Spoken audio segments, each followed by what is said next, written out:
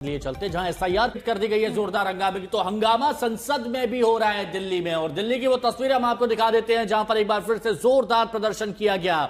और दो तस्वीरें एक बार फिर हम आपको दिखा रहे हैं। पहली तस्वीर एसआईआर पर संसद में जो गांधी प्रतिमा से मकर द्वार तक मार्च निकाला गया, जिसमें सभी विपक्षी बड़े नेता दिखाई दिए। तो दूसरी तस्वीर बिहार विधानसभा की आपको दिखाई रहे हैं, लेकिन लोकसभा 2 बजे तक के लिए स्थगित कर दी गई है क्योंकि जोरदार हंगामा हुआ। ओम बिरला कहते रहे कि अगर कोई मुद्दा है, कोई सवाल है, कहीं कोई दिक्कत है तो आप हमसे आप अपनी बात रखिए, हम सरकार से कहेंगे इस पर बात हो। लेकिन विपक्ष लगातार हंगामा करता रहा और हंगामा होने की वजह से 2 बजे तक के लिए कार्रवाई को स्थगित कर दिया गया। ये दो अलग अलग तस्वीरें आप देख रहे हैं। एसआईआर पर संसद के बाहर जिस तरीके से विरोध प्रदर्शन किया, वहां पर प्रियंका गांधी भी नजर आई। पूरे देश तक उनका मंशा है कि गरीबों को वोटिंग से निकाल देना, और वो खुद ये चाहते हैं कि एलाइट लोग ही वोट देना। जब अडल्ट फ्रेंचाइज इस देश में लाया गया, पंडित जवाहरलाल नेहरू जी और डॉक्टर बाबा साहब अम्बेडकर, इन्होंने कहा कि अडल्ट फ्रेंचाइज इस देश के लिए ज़रूरी है क्योंकि इस देश में पढ़े लिखे लोग कम हैं, खेती बाड़ी के लोग भी कम हैं और बिजनेस करने वाले कम हैं और एम्प्लॉयमेंट भी गरीबों के पास नहीं है।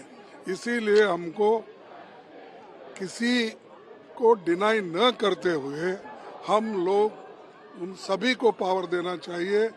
एक झाड़ू मारने वाला भी हो या इस देश में टाटा, बिरला या अदानी, अंबानी जैसे लोग भी हो, सबको बराबरी का वोटिंग होना चाहिए। लेकिन ये लोग डर के मारे आज ये रिवाइज करने की जो कोशिश कर रहे हैं, ये बहुत बुरी बात है। इससे देश का भी नुकसान होता है और लोकतंत्र का नुकसान होता है।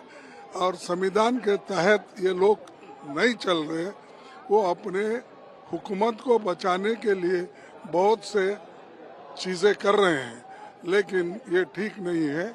आज उन्होंने एक सर्कुलर निकाला, सिर्फ ये बिहार के लिए नहीं है, सारे देश में वो रिवीजन करेंगे। क्या कहना चाहेंगे मैम? मैं समझती हूँ पूरा विपक्ष इस मुद्दे में एक साथ खड़ा है, क्योंकि कहीं ना कहीं हम देखने को मिल रहा है कि किस तरह इलेक्शन कमीशन मनमानी कर रहा है, क्योंकि सरकार के कहने पे चल रहा है। और जो फ्री एंड फेयर इलेक्शन का जो पूरे देश में जो मामला है, कहीं ना कहीं जो डेमोक्रेटिक सेटअप है देश को, उसको ठेस पहुंचाने का काम ये सरकार कर रही है। लेकिन इलेक्शन कमीशन तो कह रहा है कि कितने सारे लोग अगर इलेक्शन कमीशन को इस तरह की प्रक्रिया करनी थी तो मैं नहीं समझती हूँ कि इलेक्शन से 2 महीने पहले या 1.5 महीने पहले करे। अगर इनको इस प्रक्रिया को सही अंजाम पे पहुंचाना था तो जिस तरह की चीजें इलेक्शन कमीशन कर रहा है, कि जिस तरह वोटर्स, हम सुनने में आ रहा है लगभग 45 से 50 लाख वोटर्स पे इसका असर पड़ेगा, और इसको ही पारदर्शिता इलेक्शन कमीशन द्वारा नहीं दिखाई जा रही है। तो जितेंद्र हमारे साथ ज्यादा जानकारी के लिए जुड़ गए हैं। जितेंद्र, देखिए, एक तरफ विपक्ष कह रहा है कि चर्चा होनी चाहिए इस मुद्दे पर। सदन में जब चर्चा होती है तो शुरुआत में ही इतना हंगामा कर दिया जाता है कि कार्यवाही को स्थगित करना पड़ता है। ऐसे में ये कैसा रवैया है? कार्यवाही सुचारू रूप से चल ही नहीं पाएगी, चर्चा ही नहीं हो पाएगी।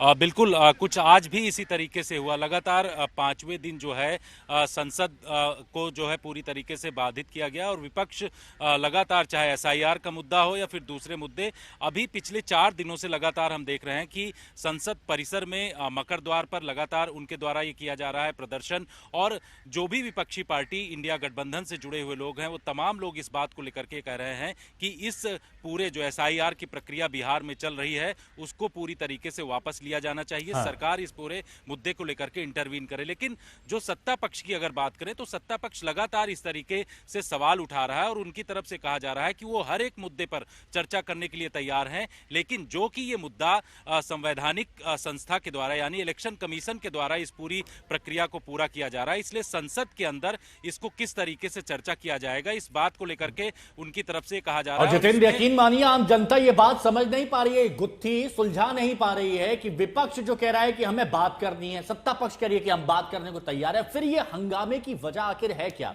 शुक्रिया आपका हमारे साथ जुड़ने के लिए। वक्त बहुत